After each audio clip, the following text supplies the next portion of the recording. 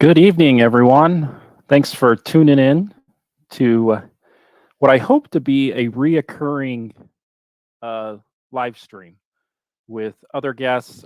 Big Timber is going to be on any minute now, but what we're really wanting to do is just have some fun and show some of the fun comments that us YouTubers get uh, almost on a daily basis. So, what me and Big Timber are going to do when he does get on is we are going to rank our favorite comments. We're just going to show the funny ones or maybe the ignorant ones. Not going to show the offensive ones, but it should be a lot of fun once Big Timber gets in here. I do have one thing to show. I just got this scope. So that means I'm going to be shooting my 340 Weatherby this weekend. So really excited. I did just put out a short of this scope. Please go check it out. And then tomorrow I'll have a full length video on the scope. It's really nice. I like it a lot so far. So really excited for that. And guys, let's start with some questions. Let's see who's all here. We'll start at the top. Winterwolf, hello. Doc Holiday, he likes to troll a lot. Hello. Jason's here. And Castle Bravo's here. Hey, Castle Bravo. Who else is here? Back in the day, welcome. Thanks for tuning in. I'm real excited for this one. We get some funny comments all the time. And who knows, maybe one of you will be featured in this. William asks, is 7PRC worth it? Yes, it is. Because at worst, let's say you're only getting 2,800 feet per second with factory ammo. It's still a pretty decent Magnum. It's not what it's advertised as, but it's still pretty decent. So yeah, I would recommend it. I know I like to tease the 7PRC fans, but it's still a good cartridge. Hey Ken, how you doing?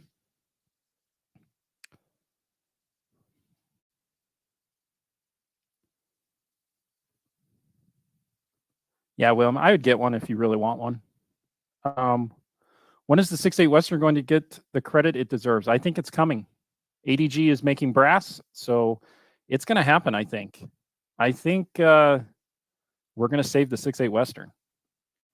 Hey, Jacob, thanks for tuning in. We're just waiting for Big Timber here. Hello, Christopher. If you guys have any questions, let me know. We've got some fun comments coming ahead.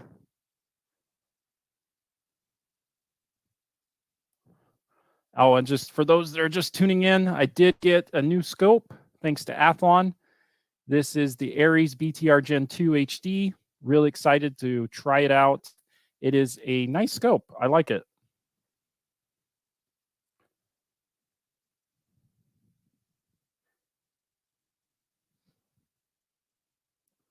Yeah, RCBS makes dies for 6.8 Western. It's true.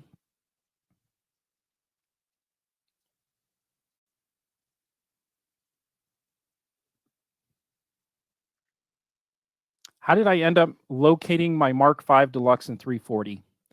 Well, it was on Gunbroker, and I reached out to a small little shop that's local to me, and I wanted to order it through them, give them the business, and then they were able to find it, and they were able to get it shipped to where I am. So how many ounces is the scope? It's 27. So it's not exactly a lightweight scope, which is totally fine.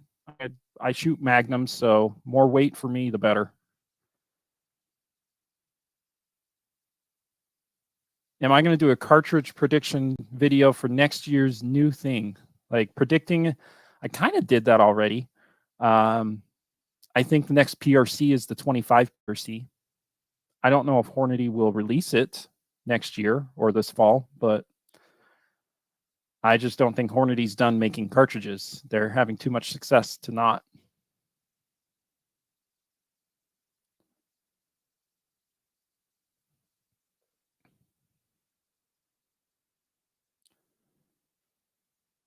keep the questions coming in. We're still waiting on big timber.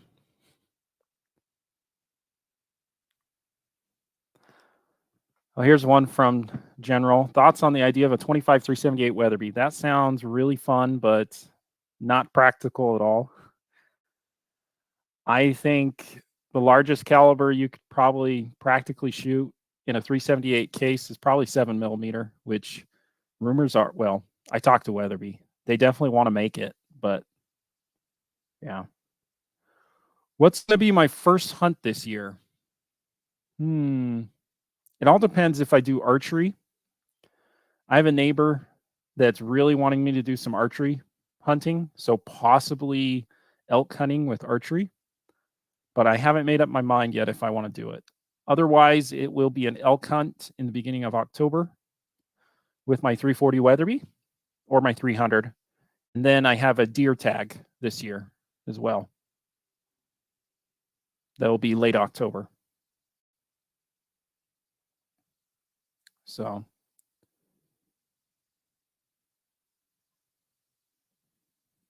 what other questions do you guys got?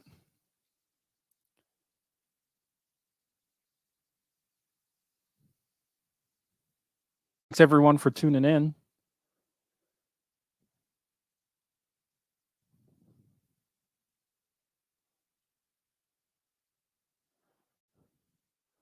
Josie Wales is here.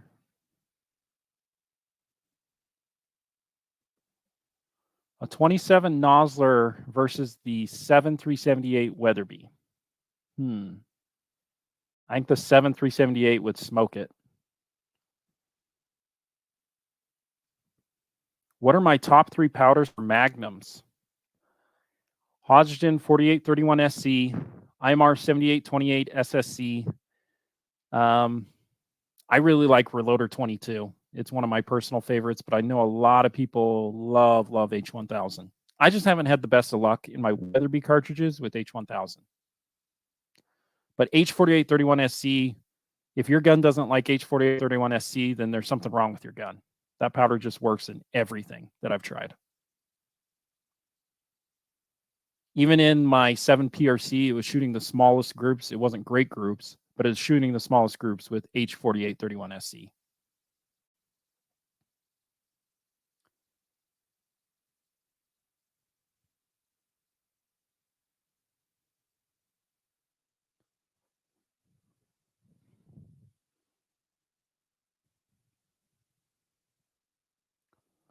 What other questions do you guys got?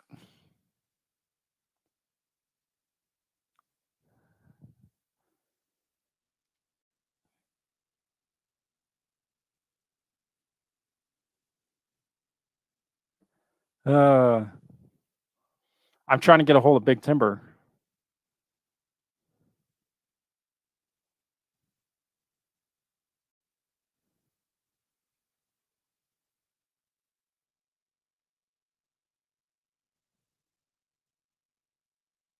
All right, I just texted him.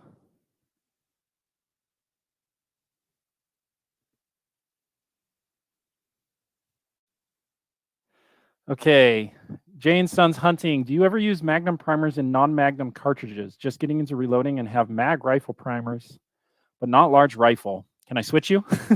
I need more Magnum primers. Yeah, it'll work. I've used, I regretfully used Federal 215 primers in my 270 just to see how they would do. I wish I would have saved them because I'm running low on 215s and I have a bunch of large rifle. So it'll work. You're not going to see a huge performance jump until you get into much bigger magnums. A lot of people are using large rifle primers in magnums, like 7 mag and 300 Win Mag and 300 WSM.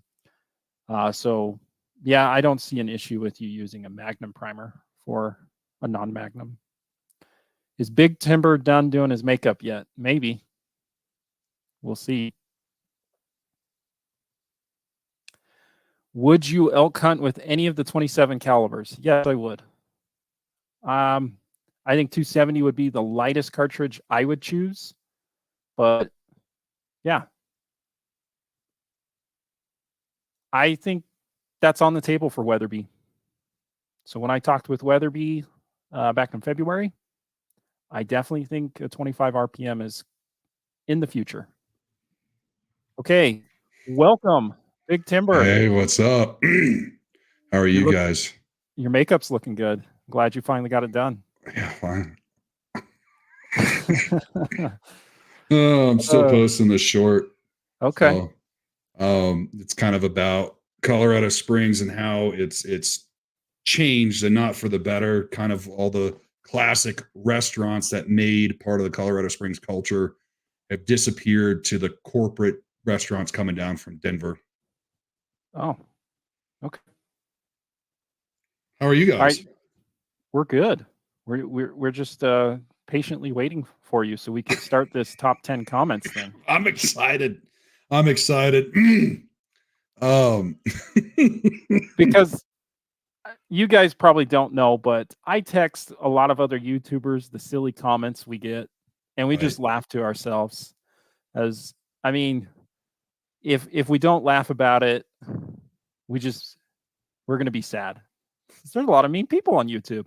Absolutely. I see, just kind of a cautionary if I do end up bringing up some of the comments that I get just on a daily.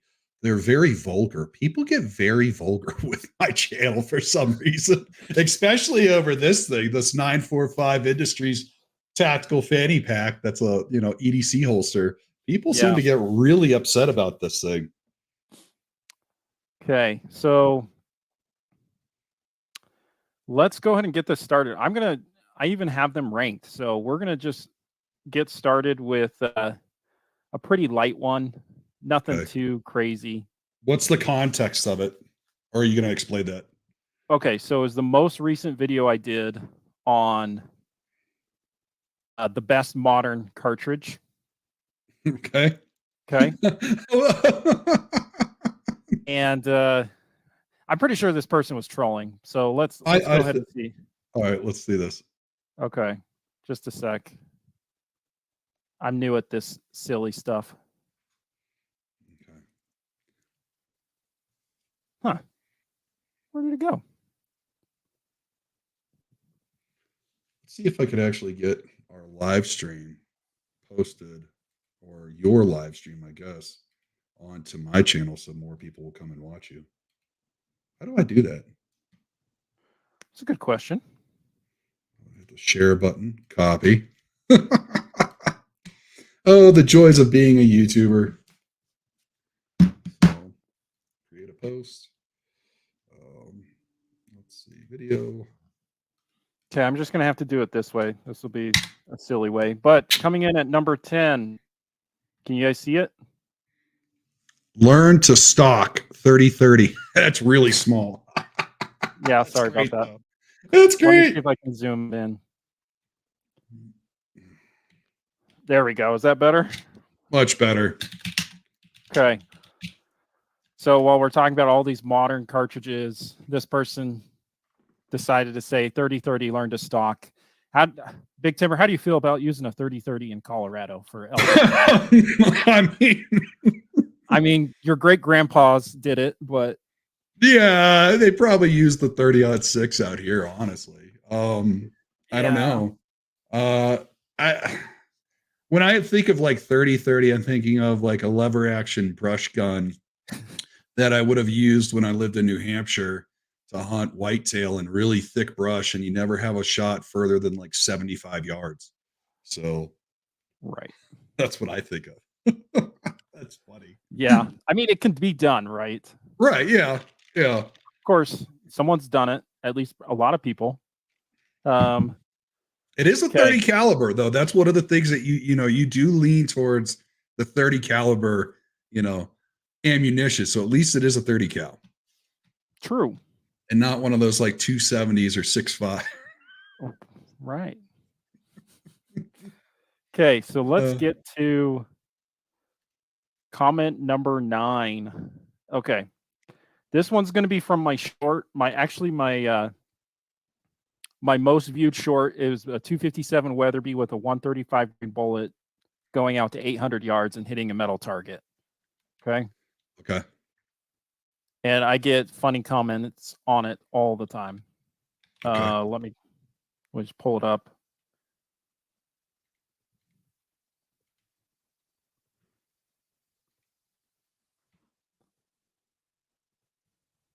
Here we go. Let me see if I can zoom in. Yeah, you need to zoom in on that one. My 9mm has 115 grain. Big deal. Sounds like a spitball. Oh my gosh. This 257 Weatherby is shooting the 135 grain. Yeah, that's for sure. That's for sure. Right. People are funny. Yeah. So it's just fun. Right. Yeah. Let's get to number 8. Just a second. Yeah. So I like to tease the Hornady fanboys. Right. And my channel has a lot of Weatherby fanboys on it. Now, I Okay. usually don't tease the Weatherby fanboys, but well, here we go. So just a sec.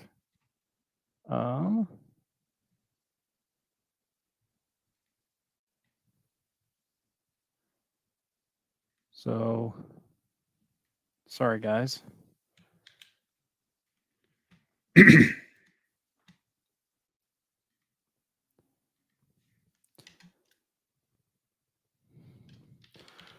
Beltless cartridges are a fad. Remember when WSSMs were the hot ticket? WSMs, yeah. Beltless cartridges are a fad. Now, I know what Paul's trying to say is beltless Magnum cartridges. However, most of the cartridges out there are not belted. True. The 300 Weatherby is belted, though. Right. Yeah. Is the 340 Weatherby belted as well? Yep. Oh, wow. Almost all the Weatherby cartridges are, other than the brand new ones. Let me ask you this then. Why is there contention then with people with belted cartridges? Because I've seen that before on other, videos where people are like, oh, gross, it has a belt. Why don't people like belted cartridges? For reloading purposes. Okay. However, I've been reloading a lot of belted Magnums and have had zero issues with the belt. What does the belt cause? Because I'm kind of ignorant when it comes to, So when you full length resize, there's a small minor possibility that you could have like separation from the belt and the case. Oh, really? I've never seen it. I've never even heard of that being an issue. Well, then again, I don't reload, but that just kind of shows my ignorance. So anyway, yeah. Let's get into some fun ones here. Okay. I think you'll like this one, Big Timber. I haven't showed this one. Let's see. I'm all over the place.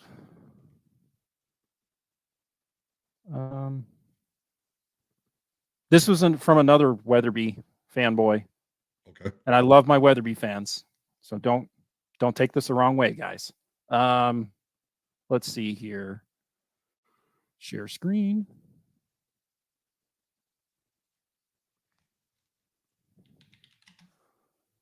Dude, why don't you rename the channel to Reloading PRC?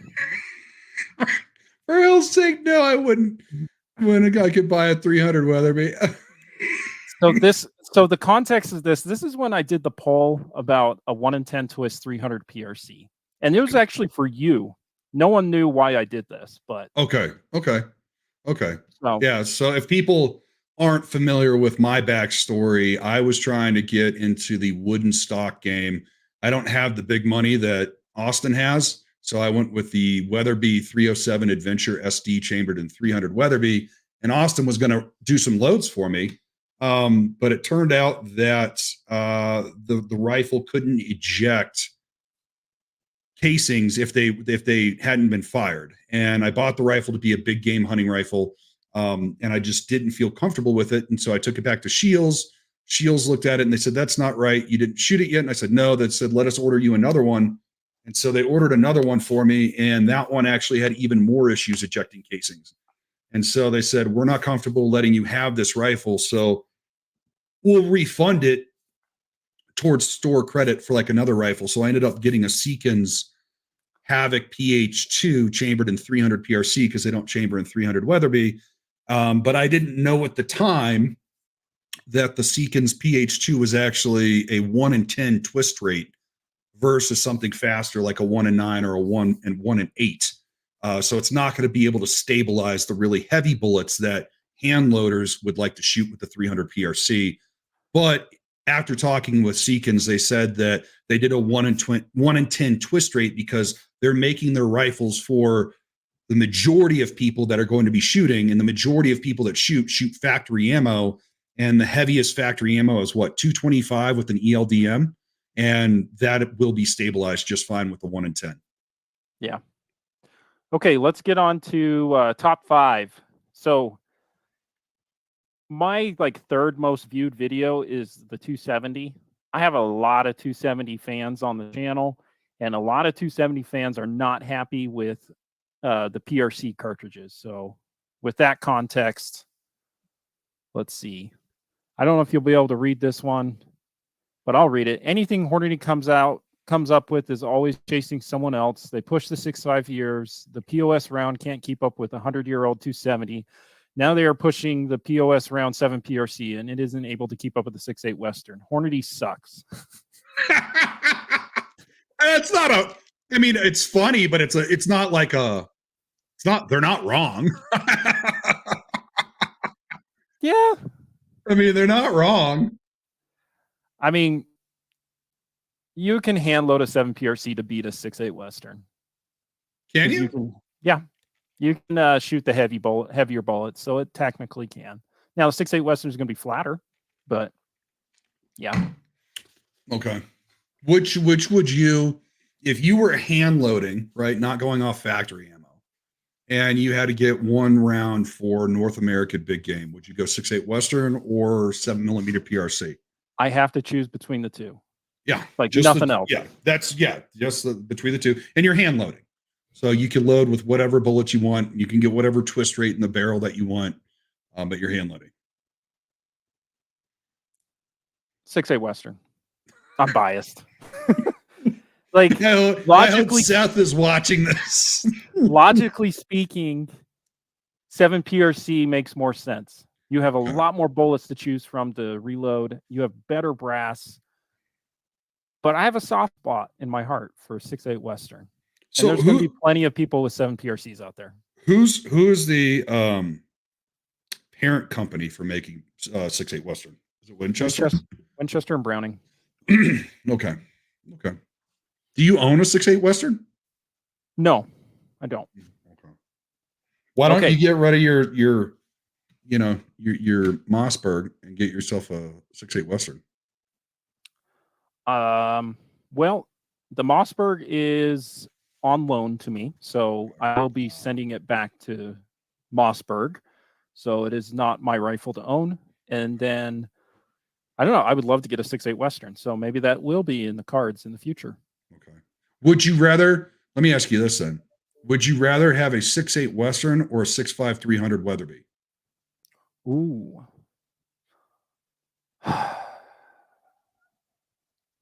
You're asking these tough questions because I don't like 6.5.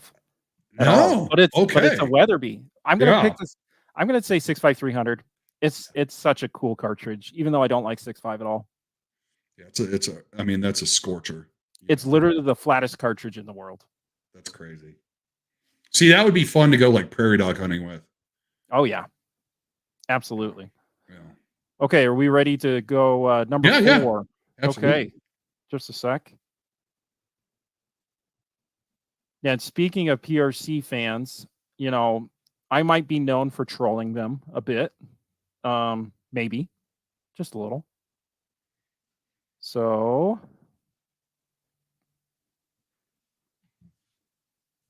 let's see. Okay, so this was on a video where I showed the 7 Rem Mag getting a lot more velocity than a 7 PRC. Okay. And so this guy here says 7mm Rem Mag is what yardage it says. It maxes out at 700. 7 PRC ethically kills at 1,000. Kills what? A prairie dog? Animals. I don't know. I mean, that's a very bold statement to make, but also kind of, you know, I don't So know. That's So here's the thing. So the 7 Rem mag we were showing has a fast twist and is shooting the exact same bullet as a 7 PRC, just 150 feet per second or 172 feet per second faster. okay. So I asked him, how does the 7 Rem mag lose to a 7 PRC if it's shooting the exact same bullet a bit faster? He never responded, but Yeah, that doesn't make sense. it doesn't. But That doesn't make sense. it's okay. Maybe he's going off of Hornady's box, you know, of their self-declared velocities and foot pounds. I don't know. You know, and maybe he's looking at an old box of Grandpa's 7mm rim mag, It's and shooting like 150 grain core locked. yeah, bullet. exactly. Yeah, who knows? You know, at like 2,600 feet per second or something. Who knows? Yeah, that's wild. Okay. So moving on to the next one. This will be funny. It was from another 7 PRC fan that was giving me some crap. You've seen this one, so I think you'll get a good laugh out of it, even though you've already seen it. Okay. 9 out of 10 Mormons choose the 6.8 Western. So This is one of fun of the me. this is one of the favorite ones. Then you have John Browning was a Mormon. He was. So Oh, that's great. he's That's just trying to great. make fun of me. So, Oh yeah. That's great. let's get to number 2. This is Okay. where I get my fuel and my motivation to keep trolling 7 PRC fans because they can be a little rude. This is the only rude comment that I included. So give me a sec to pull it up. Okay. Right. So the context of this was the video where I said my Weatherby Mark V Deluxe stock broke. Okay. So that's the context. Okay. This guy doesn't like the content I was making on the 7 PRC and how he thought I was doctoring it to make it look bad. So he says this is karma for underplaying the 7 PRC. Dang right it is. That's it. So I said, well, one thing's for sure, 7 PRC isn't powerful enough to crack a wooden stock. Oh, that's funny. That's good. Yeah. Oh, that's funny. Yeah. Oh, that's good. Are we ready for the number 1 comment? At least I think it is. I don't know if you will. You might think the 9 out of 10 Mormons one was the best one. I think that's classic. That's awesome. It's clever. He did a good job at trolling me. This one you have seen this one. Okay. I might have to read this one because it's going to be hard, but let me see.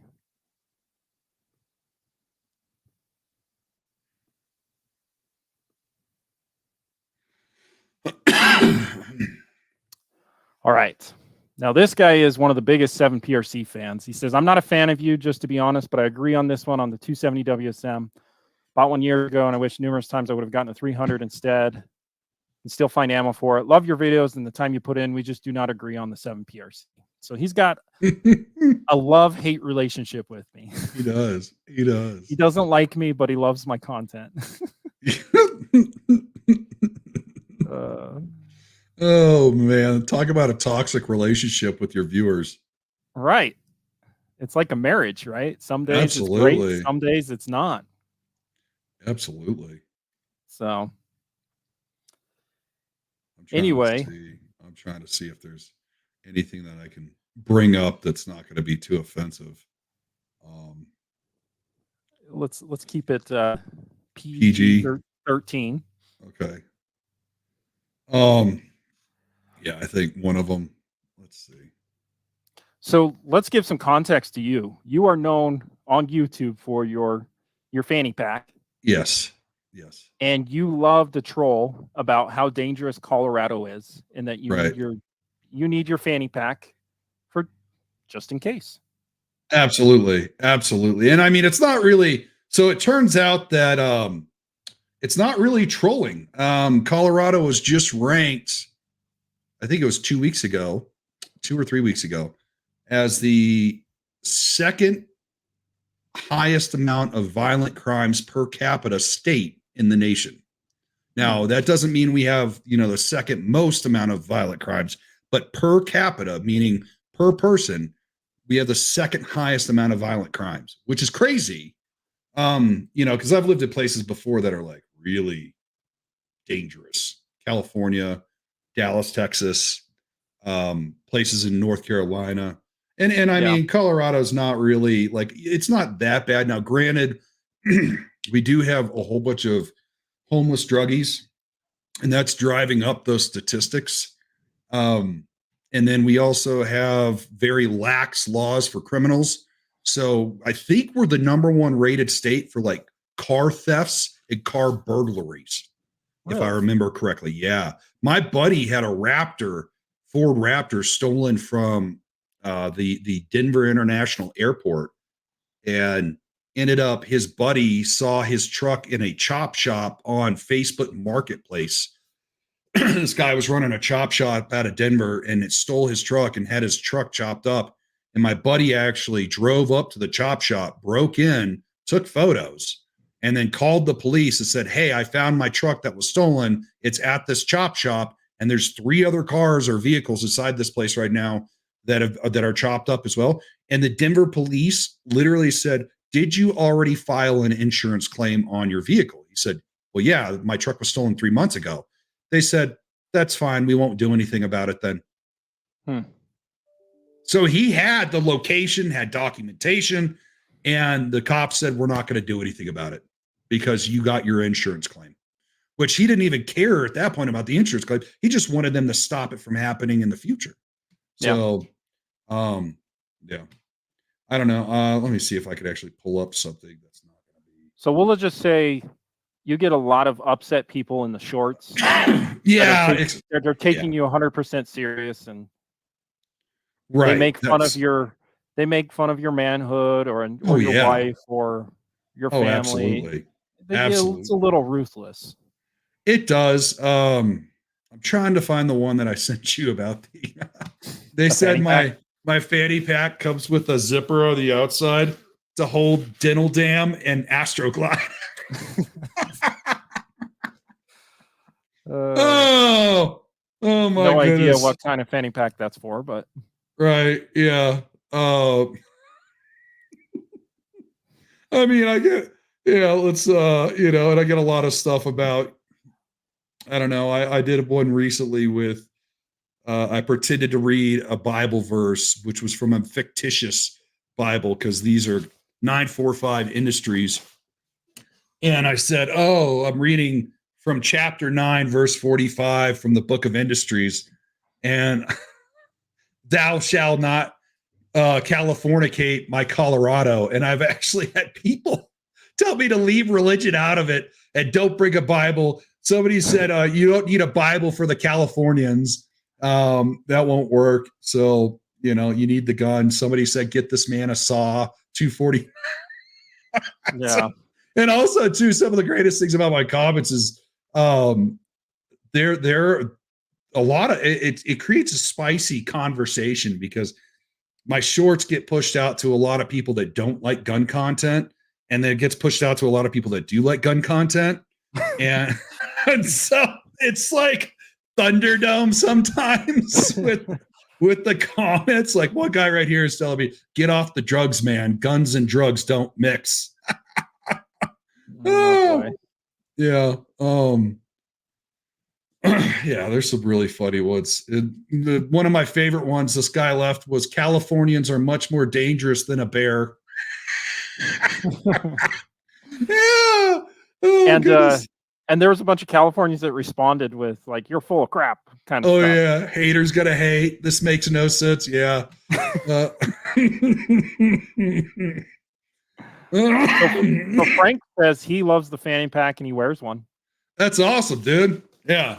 I mean, it's a lot as a bigger guy myself, hence the name Big Timber.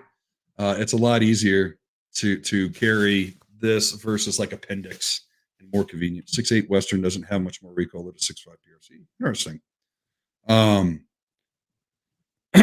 So Okay, so we're going back in time. Case head separation occurs around the 10th reload. I don't know if I've gotten a 10th reload in my 300 Weatherby. I usually get probably around 8 to 9 reloads out of it, but I've never had one separate. right.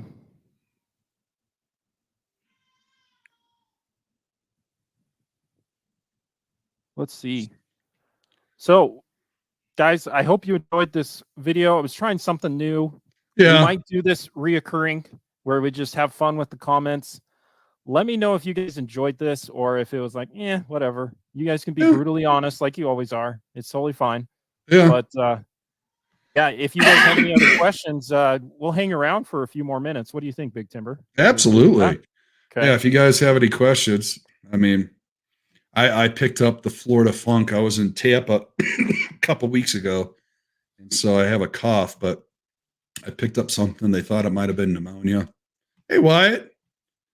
And then I had to get on antibiotics. I was coughing up blood for about a week. Yeah, that's crazy, man. So today was the last day of antibiotics. So, and I started it with this, but I got my scope. Oh, nice. So Nice. I'm going to be doing a full video on it tomorrow. I'd already put out a short of it tonight. Go watch it. It's nice. I like the scope. I'll show this off just so people kind of goes into the comments. I get a lot of comments in my videos, and Weatherby gets this too, about like, you don't know how to shoot.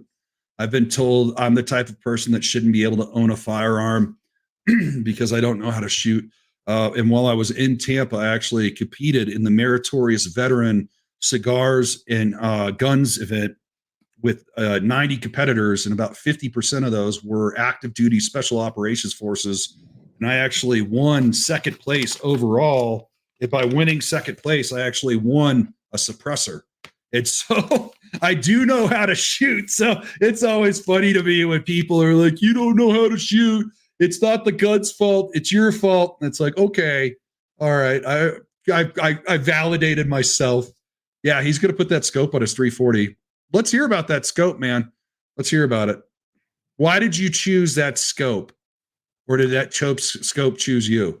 A little both. Excuse me. So, full transparency, Athlon sent this scope to me. So I didn't pay for it. And it's a nice scope. So it is 2.5 to 15 power, 50 millimeter objective lens. It is 27 ounces, so it's not a light scope. Okay. But when you're dealing with 340 Weatherby recoil, I'm totally fine with a heavy scope. It's all just going to help me with inaccuracy. So, it's illuminated reticle, very nice tactile elevation and windage turrets. Yeah. And yeah. I mean, I watched your short, dude. That thing sounded very loud. It looked like it had very positive clicks. So, yeah. The glass is good. I like it. Not like a scope expert by any means, but yeah, I think it's officially my nicest scope. So it's a good scope. I like it. I was talking to because I put that Leopold. I bought that Leopold VX6 HD to put on the Weatherby that I bought, but I've since put it on the Seekins, and it's 3 to 18. But I was talking with Josh for Pursuit of Accuracy because I was telling him I was concerned that 18 power wasn't going to be enough to shoot out to a mile, and he actually said that it's plenty enough. He said that for that ELR stuff, if you're shooting extra long range, it's plenty of power. And a lot of people get caught up with the idea that they need, like, 30 time magnification to shoot out to 1,000 yards. He's like, you really don't. So, like, okay. He's like, you just need to have enough, elevation adjustment in your turrets. So, Yeah. Would you ever pick a 300 WSM over a 300 Weatherby?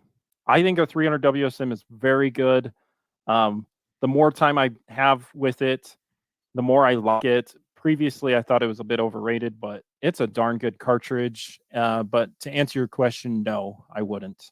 I want more power, and I'm getting great accuracy out of my 300 Weatherby. So a lot of people are having the cough. oh no. Derek, so once you get the scope mounted, please do a video on how you like it. Anything you don't like it, please. Yeah. So give me some time with it, and I will. I'll let you know if there's anything that's concerning. Are you going to use the illumination? I don't know. Right.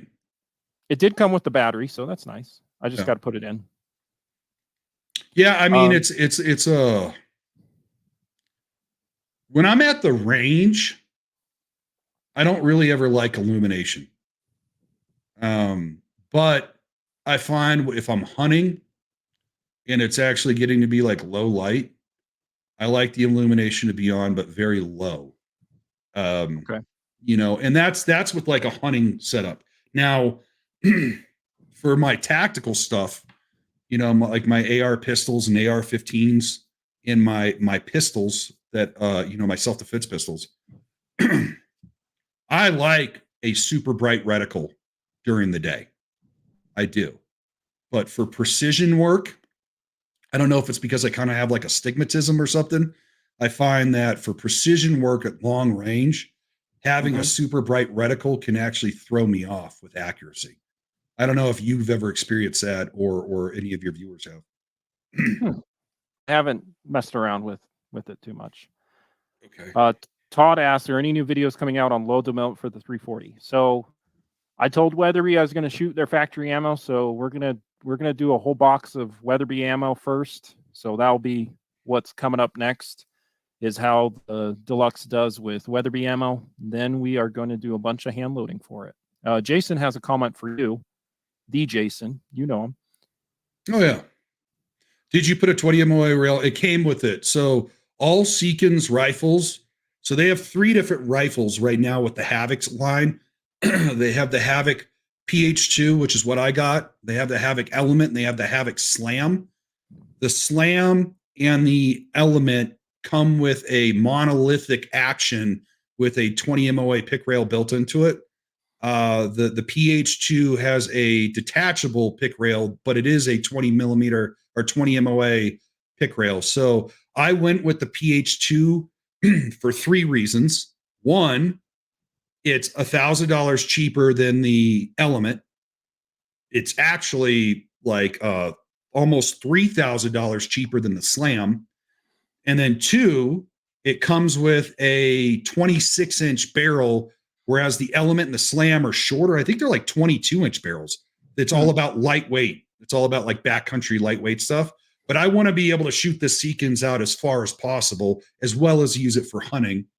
And then also, the third reason was I wanted the PH2 to have a detachable pick rail. That way, if I do want to shoot out to 2,000 yards, I might need more than a 20 MOA rail.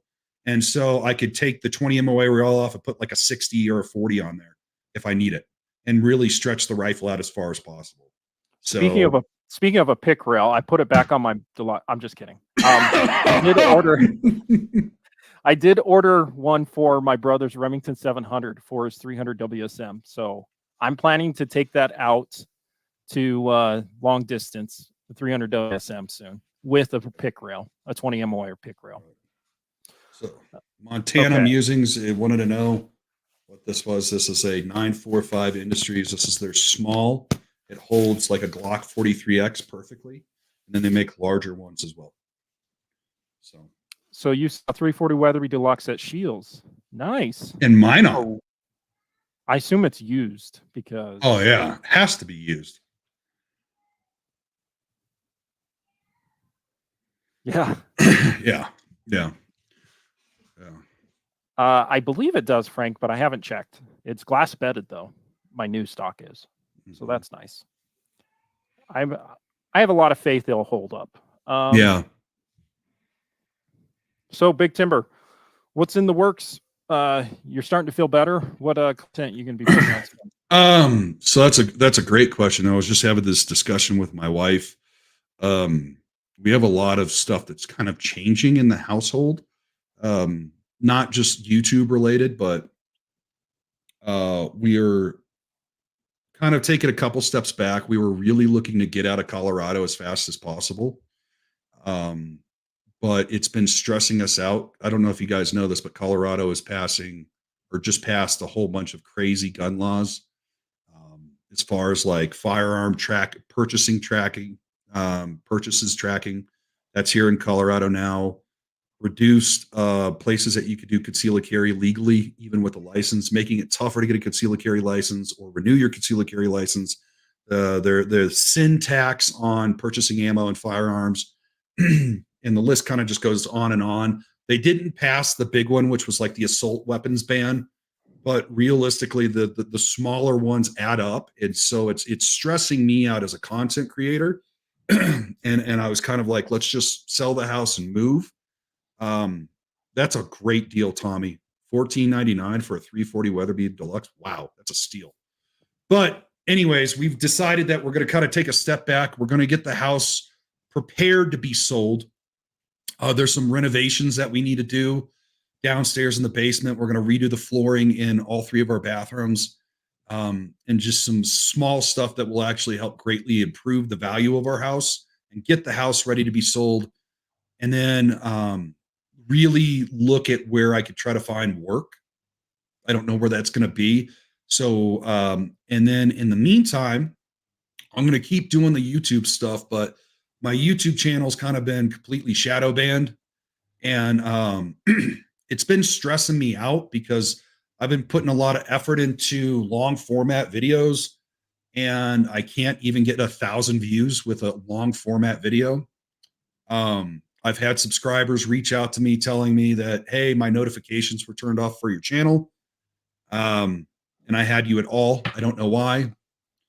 Yeah, Washington is ruined as well. Yep. So yeah, we're scouting other states. So I've got some stuff to do. I still have some footage to film with my PSA AR pistol that I purchased. I still need to cover like the Trijicon MRO optic that's on it. I need to cover the Kung Fu grip from Die Free Company, and then also the Maxim Defense collapsible stock for the pistol brace. And then also not, I will be doing some stuff with the Seekins 300 PRC and the Silencer Co. Scythe titanium suppressor that I bought for that once I get it out of NFA tax stamp jail. But realistically, we've kind of talked about it. I've had this talk with my wife. If my channel doesn't actually start picking back up, I'm probably going to just get off of YouTube. So, and I love making videos. I love interacting with my viewers, but if YouTube's going to make it so even my subscribers aren't being notified about my videos, then what's the point in making content if nobody's watching it? It's like putting on a play production to 10 people in an auditorium that holds 12,300 people. So, that's the real deal. Yeah. I'm gonna convince him to keep going. Don't worry, guys. Well, it's just gonna be like I said, man. You know, I love making content, but I don't make content just so I can watch it with my wife. You know, I make content to be entertaining, educational, inspirational, and make you get like honest reviews of stuff. So, yeah, I mean that's the facts, you know. But All right. yeah, what about you? What do you got coming down the barrel? Well, the 340 Weatherby range results. Yeah, Gonna be shooting it for the first time. I will be very excited to see the accuracy comparison between the Weatherby factory ammo and your hand loads after you go back to that. Okay. And that's something that I think that's going to be a testament on how well of a hand loader you actually are, is if you can make a No load pressure.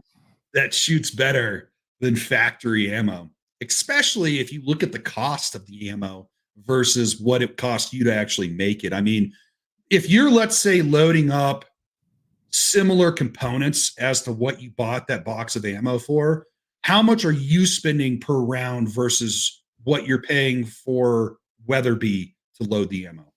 So I'll tell you how much I just paid for this cheaper 340 Weatherby ammo. It was $98. For how The many rounds? 20. The more expensive premium Weatherby ammo is $140. Yeah. For 20 rounds?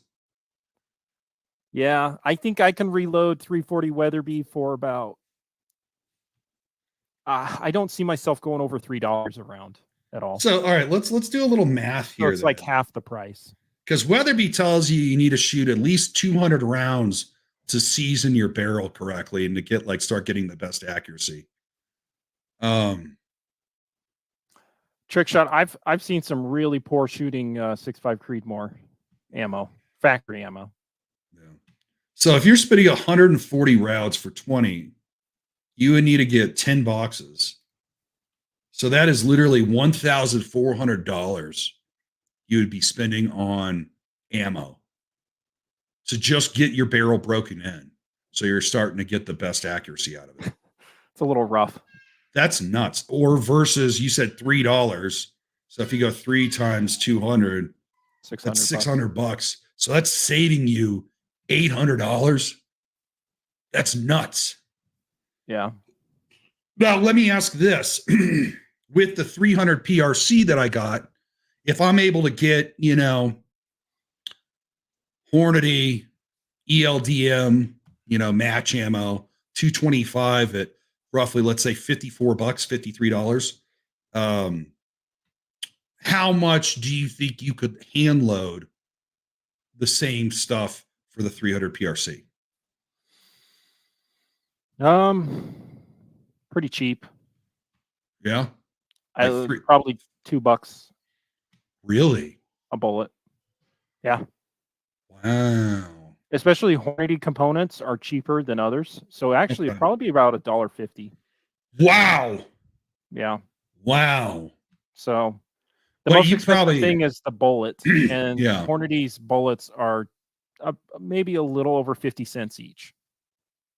Wow. But we're not gonna hand load those, are we? Because we want to. Whatever you want. It's whatever you want. Well, I mean, you took the Mead Industries ammo out. That wasn't a good go around. Do you think that that's going to shoot well in this 300 PRC? Yeah, I think so. I also think the Weatherby will eventually like it. I just got to find that right load for it. Right. I wasn't talking about your rifle, Trick Shot. I was talking about the rifles I've tried with factory ammo.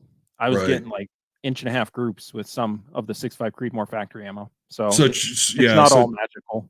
Trick Shot, I have a Weatherby Mark V Backcountry 2.0 titanium in 6.5 Creedmoor.